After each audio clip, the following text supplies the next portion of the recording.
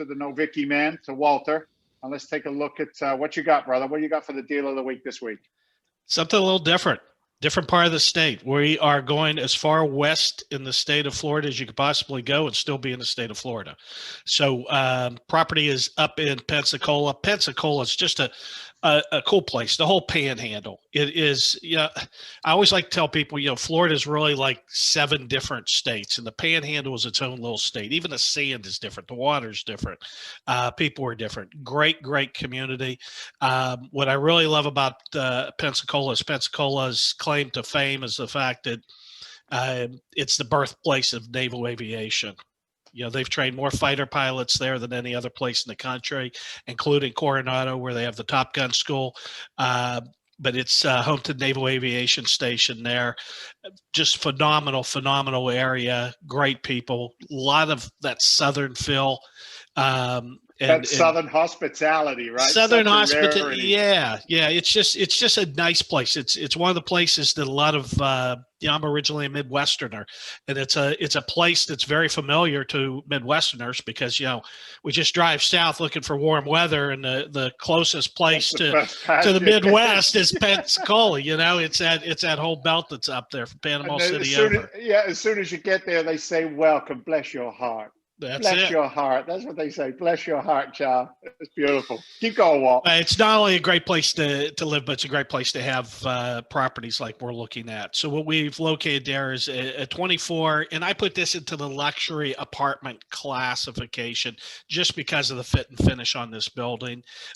There's 24 luxury units. Each unit is a 2-bedroom, 2-bath layout. They have beautiful, large panoramic views. Now, the complex is actually built like a big U, and the center of it is a courtyard that I would put up against any Ritz-Carlton that's out there. I mean, just nice. A stunning pool, gazebo for grilling, nice spa area. Just a beautiful complex, and every unit faces that area. Each unit also has its own laundry facilities, which is something nice for the tenants as well. Gourmet kitchen, so we're talking big granite countertops, glass backsplashes, stainless steel GE Monogram appliances, and the Monogram series is the top of line for GE. Yeah. So they really put the money where it counts. The grounds are extremely, typically well maintained, and the complex is gated for security. Now, the property, to give you a little history on this one, it was actually built in 1999, and the current owner acquired the property in 2016. At that point, he invested a ton of money in the capital expenditures by putting in all those nice appliances and new cabinetry, luxury vinyl flooring, all new fixtures. So, he made that investment. The property is being liquidated as part of a corporate restructuring. So it has ended up in the hands of a trustee. Can't go into a lot of details about that situation because of the NDA. Now, the repositioning on the property is going to be very straightforward. We're looking at a $2.4 million acquisition price. Unfortunately, the property has suffered from well over a year of neglect. Once again, we see this time and time again. A property gets sent over to a trustee. Trustees are not property managers, and they're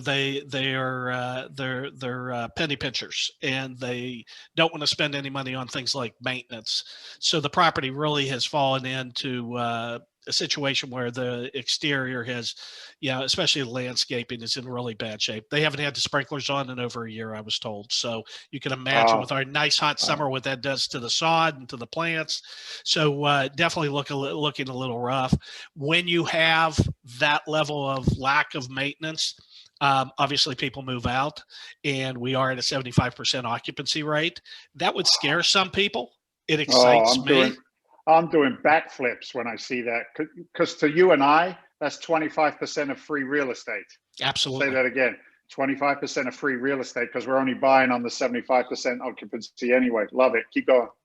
Well, we estimate that it's going to take anywhere from $50,000 to $60,000 for the exterior repairs. In bringing that maintenance back up, the vast majority of that money going back into landscaping.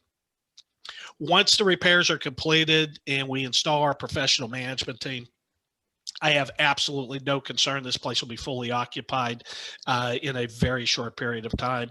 In talking to the property management team, we're looking at maybe 30 to 45 days to have the landscaping completed and have occupancy up to that 100% mark. Now, targeted returns, pretty decent on this one. Average cash on cash, 14.25%. The equity internal rate of return, you're looking at 24.91%, so almost 25% on the IRR. We're targeting an equity multiple of 2.2. So for those of you, thank you as always, my friend. So for those of you watching, listening, either now or on the replays of this, those targeted returns there, the reason they're as robust as they are is because of the 25% in empty units. It's amazed me in my career how an investor looks at that and they go, oh, that deal's no good. That deal's no good. Look at the state of the grass. Look at, the occupancy's low, blah, blah, blah, blah, blah. And they don't have the intelligence, the experience, or the forethought to just see that as nothing but massive opportunities. So when you start thinking about an equity multiple, what would it be like if the investor was coming in with their $100,000 commitment, and then in a 5 to 7 year, right, 72-month hold, they got that 100,000 back plus another 120,000. That's what that multiple looks like. And these deals are aggressive. We get a lot of them first because of the inside scoop, for want of a better term. And I appreciate you always dancing along the delicate line of an NDA and wanting to scream from the mountaintop, invest now, because of what we know that the average person out there doesn't know. So a great deal as always. I'm excited to bring this one into the fund as soon as possible and execute on it going forward. What's amazing to me is, I was thinking about this when you were talking about it, like the allocation of capital for landscaping. I've watched, I've looked at the stuff you've done in the past, Walter, and I look at what you do for us now when you're coming into these assets. And so much money is spent on that landscaping piece. And I got to be very careful because I'm a New Englander, right? I'm an Englander who lives in New England. Our focus on landscaping is minimal. And I just had like an aha moment. And it's real easy because we only get, maybe 6 months out of a year where that landscape is so important to us. Whereas in Florida, think about it. For those of you in New England who have been to Florida, did you see trash on the center islands? Do you see trash, on the floor in the apartment? We don't see it. Come to New York, New Jersey, and Massachusetts, and there's plenty of trash for everybody, right? It's just a different visual look. So if we can't match what is around us in these neighborhoods, then we're not going to be successful. So that's, that was a question and a thought that happened was, why so much capital invested in landscaping? It's because we have to. We spend as much time outside in Florida, if not more time outside than we do inside going forward. So good stuff. All right.